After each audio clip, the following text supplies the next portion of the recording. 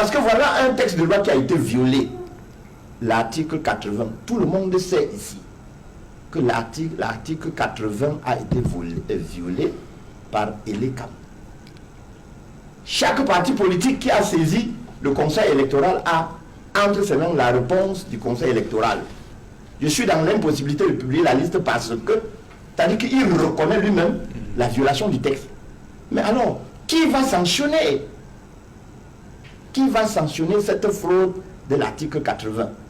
Le Conseil constitutionnel, qui a plénitude de compétences, s'est dévoyé, a oublié. Mais il y a un mérite à tout cela, ces gens-là. Vous savez, quand les partis politiques antérieurement disaient le système judiciaire camerounais est acquis à la cause du parti politique au pouvoir. C'est lui qui aide le parti politique au pouvoir à frauder. Personne ne voyait l'élément matériel. Maintenant, ça crève les yeux. Les magistrats au sommet sont incapables de donner, de trancher une petite cause que le plus élémentaire qu'ils y voient. Tout le monde dit, si la justice fuit, qui va donc nous rendre cette justice? Une compétence, une fois de plus, la part de la Cour d'appel du centre. Pourtant, après le 21 janvier, lorsque le Conseil constitutionnel a décidé comme ça qu'on pouvait avoir une solution du côté de la Cour d'appel du centre, vous aviez, je suppose, espoir. Mais hier, on est retombé là. Comment comprendre ça? Comment vous, au niveau du MRC, vous percevez cette décision? Je dois vous avouer que nous sommes indignés mais pas résignés.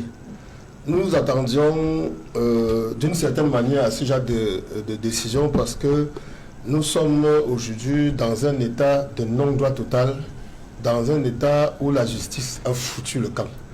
Un état qui a à sa tête aujourd'hui un créateur en la personne de Dieu, du RDPC qui est le Saint-Esprit, n'est-ce pas, le Père et le Fils. Donc toutes les décisions, n'est-ce pas, devraient émaner de lui parce que, voyez-vous, le 21 janvier, comme vous l'avez dit, nous avions... Dans cette décision, vous voyez la main de l'exécutif à travers son chef? Puisque je vous le dis, nous n'avons pas de justice au Cameroun. Il y a une seule personne qui incarne tous les pouvoirs, que ce soit judiciaire, législatif, exécutif au Cameroun. C'est d'autant plus que, Serge, allez vous imaginer, que ce soit au niveau de quelques institutions électorales, judiciaires, que ce soit, n'est-ce pas, ce sont les émanations, les créateurs. Moi, je le dis, je pèse bien, c'est les créatures, je pèse bien le mot, n'est-ce pas, du Père Dieu, président du NDPC, qui régule tout, qui désigne qui il veut. Parce que, voyez-vous, vous avez le Conseil constitutionnel qui est l'arbitre suprême en ce qui concerne l'arbitrabilité du processus électoral, à qui la Constitution du Cameroun a dévolu, n'est-ce pas, le pouvoir suprême en ce qui concerne la régulation du processus électoral. Nous fondons donc sur l'article 48 de la Constitution et l'article 80 du Code électoral.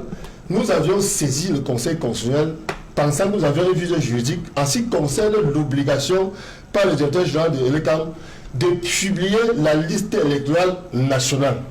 Lorsque nous avons eu saisi cette institution judiciaire suprême, elle nous a indiqué, n'est-ce pas, que la seule personne à même de le faire, c'était plutôt la Cour suprême du siège de l'Écam, qui se trouve être la Cour d'appel du centre. Au moment où il le dit, il a laissé l'article 80 du Code électoral qui lui confère plénitude de compétences pour le faire. Il nous renvoie plutôt à l'article 81, n'est-ce pas? Vous savez, il est parfois reproché au professeur Boris Kamto, le président élu, d'avoir dit que lorsque les décisions de la Cour suprême sont des dogmes. Quand il le disait, c'est parce qu'il pensait, parce que sous d'autres cieux, quand le Conseil constitutionnel a eu décidé, il s'agit vraiment des dogmes contre lesquels toute personne, toute institution judiciaire doit se plier, même le président de la République, même toutes les autres institutions, même tous les autres pouvoirs.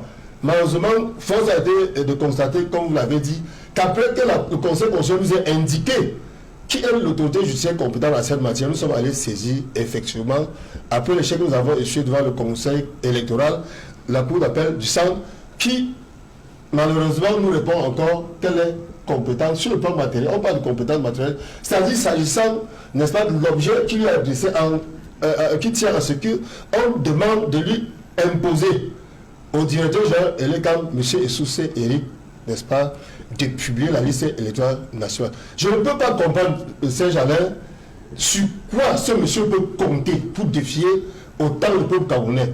Il faut se dire qu'on a un citoyen camerounais, un élément parmi 30 millions de personnes, à qui la loi impose, à l'échéance du 30 décembre 2001, à partir du 30 décembre de chaque année, de publier la liste électorale nationale, et qui décide de ne pas le faire. Le RDPC ne fait rien. Nous qui sommes légalistes, nous qui prenons, n'est-ce pas, dans le credo principal, l'alternance par les jeunes et par la paix, le parti le plus légaliste du Cameroun, nous avons choisi de passer par les institutions judiciaires. Nous appuyons sur la loi. C'est ainsi que malheureusement, nous étions un second échec. Et cela ne nous étonne pas, c'est d'autant plus que c'est depuis 2018 que nous faisons face, n'est-ce pas, au refus catégorique des institutions judiciaires, n'est-ce pas, d'adresser les problèmes du peuple camerounais par rapport à la législation tant nationale qu'internationale. Je m'en vais par exemple évoquer le cas de nos amis politiques qui sont aujourd'hui encore captifs, pour certains pour avoir condamné pour 7 ans d'emprisonnement ferme, d'autres pour 5 ans par les tribunaux militaires. Alors, et surtout que le Cameroun a régulièrement ratifié le pacte des nations sur les droits civiques et politiques, la Déclaration universelle des droits de l'homme, la Charte africaine des droits de l'homme et des peuples, n'est-ce pas, qui consacre, dans l'article 45 de la Constitution, les consacre comme norme suprême qui devrait, n'est-ce pas, être supérieur à la loi nationale qui consacre, qui donne compétence aux tribunaux militaires pour juger des civils que nous sommes. Lorsque nous avons clamé cela depuis 2018, les institutions judiciaires ou les personnes qui les représentent, parce qu'il faut distinguer les institutions des personnes qui les représentent, n'ont cessé de nous dire de violer allègrement tous les textes de loi, n'est-ce pas, votés à l'Assemblée nationale, n'est-ce pas, en continuant à nous condamner. Je vais terminer en vous soutenant, pour vous dire, à l'instant où je vous parle, Serge-Alain, nous avons un compatriote en la personne de Tchoubaïrou, qui a été happé depuis le 26 décembre 2024. C'est-à-dire qui n'a pas pu, n'est-ce pas, 2024, 24 décembre, depuis le 26 décembre, autant pour moi, qui n'a pas pu fêter la fête de Nouvel An, happé par la direction générale d'assurance du territoire, en Gangélé, qu'il a gardé pendant 16 jours, et l'a remis entre les mains des éléments du secret d'État où il se retrouve jusqu'à ce jour. Vous vous imaginez, centaines d'avocats, moi j'ai été le rencontrer, entendu centaines d'avocats aient eu la possibilité de l'assister. À date, ce monsieur est sur la santé, les institutions judiciaires ou les personnes qui le tiennent captif ne rendent compte à personne. La seconde chose, c'est que nous avons aussi l'un de nos amis, la personne de Saul Stéphane, dont j'ai assuré la défense devant les tribunaux militaires, qui a été tapé aussi au niveau de Douala par la direction générale du territoire. Vous n'avez pas évoqué tous les cas. À 3 ans, il on a un sujet bien précis. C'est pour dire effectivement que nous sommes dans un état de non-droit. Cette décision ne nous surprend pas du tout. Voilà, merci. Maître Augustin Gueffan, vous me dites que c'est une bonne décision. Pourquoi? Serge-Alain, souvenez-vous, j'ai été cohérent sur ce plateau. Oui. Pour vous dire que nos sages du Conseil constitutionnel ont posé ce qu'on appelle communément le déni de justice. Et ils doivent avoir le courage d'assumer que le petit juge leur ait renvoyé la patate chaude en bonne et due forme. Vous parlez du juge Schlick. Voilà. Ils vont l'appeler le petit juge. Mais c'est un petit juge qui a su leur restituer leur patate chaude. Voyez-vous, tout le monde peut prendre la latitude de dire que le Conseil constitutionnel a renvoyé le contentieux devant la Cour d'appel. Mais en lisant le dispositif de la décision du Conseil constitutionnel, le Conseil constitutionnel a refusé de dire ce que tout le monde est en train de dire. Parce que quand on prend la décision du Conseil constitutionnel, c'est par ces motifs que nous déclarons incompétents. Il n'y a nulle part un paragraphe qui dit que, constatons que c'est la Cour d'appel qui doit être saisie. Parce que ce qui lie les parties dans une décision de justice, c'est le dispositif. On appelle cela le principe du dispositif. Le Conseil constitutionnel a constaté, au moment où il fallait dire, le Conseil constitutionnel a oublié. Je ne veux pas dire qu'elle a fraudé. Il a fraudé. Il a oublié de dire ce qu'il a vu. Et en oubliant de dire ce qu'il a vu, il savait qu'il ne pouvait pas le dire parce qu'il ne devait pas avoir la base légale pour le dire. Parce qu'il était l'unique capable, au regard de sa compétence, pour surveiller le processus électoral. Paresseusement, excusez-moi l'expression, tolérée, je n'ai pas trouvé plus joli que cela. Paresseusement, ils sont déclarés incompétents et chacun allait fouiller dans l'analyse de la décision pour dire qu'ils ont dit qu'en réalité, ce type de contentieux ressortit de la compétence de la Cour d'appel siégeant en urgence. Malheureusement, l'article 81, souvenez-vous, j'ai dû rappeler les dispositions en anglais de ce code pour dire l'article 81 du code électoral ne correspond pas au cas dont il s'agit. L'article 81 répond à un cas spécifique, celui qui sous-tend et motive la décision rendue par le petit juge Chilé. Nous l'appelions petit Jésus. Et je continue à croire que c'est un petit Jésus de la matière. Ce n'est pas quelqu'un qui attend une maison que l'État va lui offrir. Il est là, il se contente. Vous dites un petit Jésus, hein? Oui. Non, c'est lui qui nous a formés. C'est lui qui nous a formés. Oui. Et voici mon promotionnaire. Tout à fait. Son nom, c'est, nous le connaissons en termes de Il est passé par petit là. Jésus. Oui. Donc pour lui, quand il voit ce que la loi a dit, il applique. Alors, pourquoi il renvoie? Personne n'a besoin d'être intelligent ou bien trop lecteur. Lisez juste l'article 81 du Code électoral. Il n'y a rien pour que la Cour d'appel analyse ou apprécie la requête qui lui a été présentée. Rien. Oh, il y a un principe, un sacré principe d'amniki factum, d'adividaboyouf. Nous lui apportons les faits, à lui de nous restituer la loi. Quand il prend la loi, ça ne cadre pas avec les faits que nous lui avons apportés. Il dit, je suis incompétent. C'est normal. On est déjà allé devant le juge, l'article 16 de la loi portant sur l'organisation judiciaire. Order of mandamus. Il a dit, c'est une procédure administrative.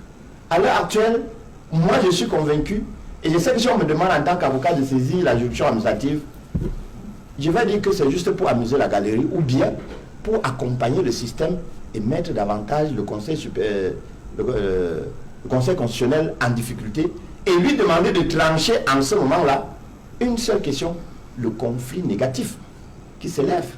Parce que voilà un texte de loi qui a été violé, l'article 80. Tout le monde sait ici que l'article 80 a été violé par Elekam. Chaque parti politique qui a saisi le Conseil électoral a entre ses mains la réponse du Conseil électoral. Je suis dans l'impossibilité de publier la liste parce que, c'est-à-dire qu'il reconnaît lui-même la violation du texte. Mais alors, qui va sanctionner? Qui va sanctionner cette fraude de l'article 80? Le Conseil constitutionnel qui a plénitude de compétences s'est dévoyé, a oublié. Mais il y a un mérite à tout cela, ces gens-là. Vous savez, quand les partis politiques antérieurement disaient le système judiciaire camerounais est acquis à la cause du parti politique au pouvoir.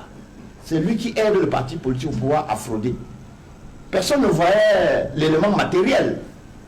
Maintenant, ça crève les yeux. Les magistrats au sommet sont incapables de donner, de trancher une petite cause que le plus élémentaire qu'ils y voient. Tout le monde dit, si la justice fuit, qui va donc nous rendre cette justice? Si on était en France pour parler de la décision du Conseil constitutionnel et comprendre le contenu, ou bien interroger, vous devriez être un avocat vieux d'au moins 10 ans. C'est la loi qui le dit là-bas. C'est-à-dire pour comprendre ce qui se passe devant le Conseil constitutionnel, ou bien la Cour suprême. Il faut d'abord être avocat, ensuite être vieux d'au moins 10 ans. De 2, vous n'êtes pas avocat. 3, vous n'avez jamais fait du droit. 4, vous parlez de gymnastique. 5, vous dites c'est ma façon de penser. Démontrez-nous comment. Laisse-le me juger. Comprenons-nous donc. Démontrez-nous comment. L'article 48 de la Constitution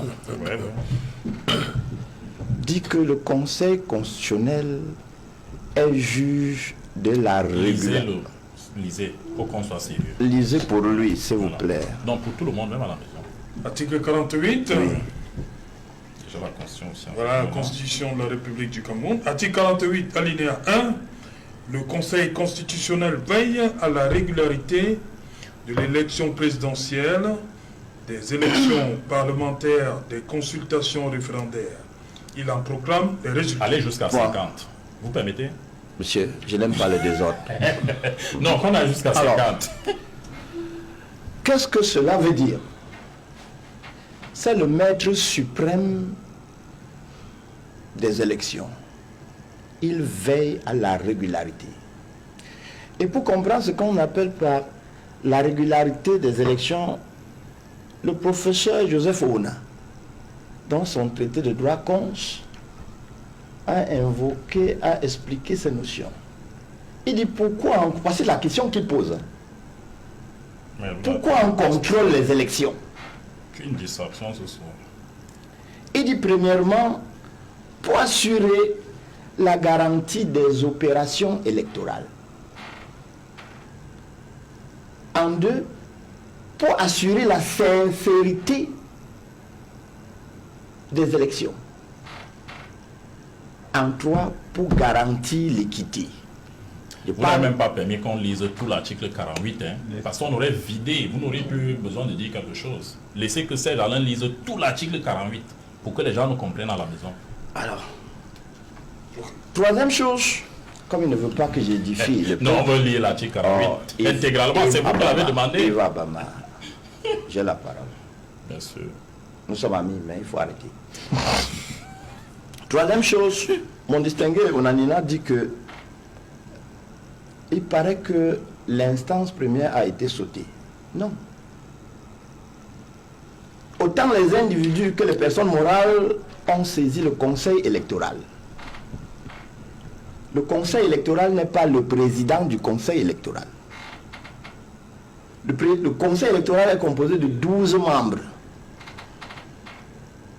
dirigé par un président, le docteur Eno Abraham. Le docteur Eno Abraham n'est pas le conseil électoral. Et c'est lui que Abdourahmane a saisi. C'est pas possible. Non, je vous Vous l'avez aide. fait comment avec cette excitation? Ça fait pareil. C'est l'individu qui a été saisi, Alors, pas le conseil. le conseil électoral siège normalement 4 fois par an. Oui. En période électorale, si nécessaire, Tout le temps. chaque 15, pas tout le temps. C'est écrit. Chaque... On a lu. C'est pas possible. Si vous permettez, les gens nous écoutent. Est-ce que moi je vais faire la factoire, je vais abandonner ton plateau. Je ne peux pas perdre mon temps pour venir ici expliquer. Et puis j'ai des comédiens. Voilà. Le conseil électoral, il siège chaque 15 jours lorsque nous sommes en période électorale. La première difficulté, mon ami Onanina, le conseil électoral a été saisi. Les 12 membres ne sont pas entrés en salle. Le président a répondu à tous ceux qui l'ont saisi. Écoutez ce qu'il a dit au MRC. Le 29 janvier 2025, le président du conseil électoral, président Elekam, au professeur Maurice Kamto, objet accusé de réception, votre lettre de dénonciation des irrégularités, manquements aux opérations de révision des listes électorales pour l'exercice 2024. Monsieur le Président, j'ai l'honneur d'accuser réception de votre lettre sous-mentionnée concernant les opérations de révision des listes électorales pour l'exercice 2024 et de prendre acte de vos observations. C'est lui qui prend acte, ce n'est pas le conseil électoral. Voici les solutions qu'il donne. Je vous confirme à ce sujet que le processus d'actualisation et de sécurisation du site internet officiel d'Elections Cameroun, récemment piraté et endommagé, est sur le point d'aboutir. Point. Il permettra, comme le souhaite l'ensemble des acteurs, une consultation plus aisée en ligne des données sécurisées relatives à chaque électeur. Point. Suivez bien le prochain paragraphe. D'autres remarques dignes d'intérêt relevant de nos attributions feront l'objet des délibérations du Conseil électoral. Nous pourrons, le moment venu, faire un point sur les différentes problématiques abordées.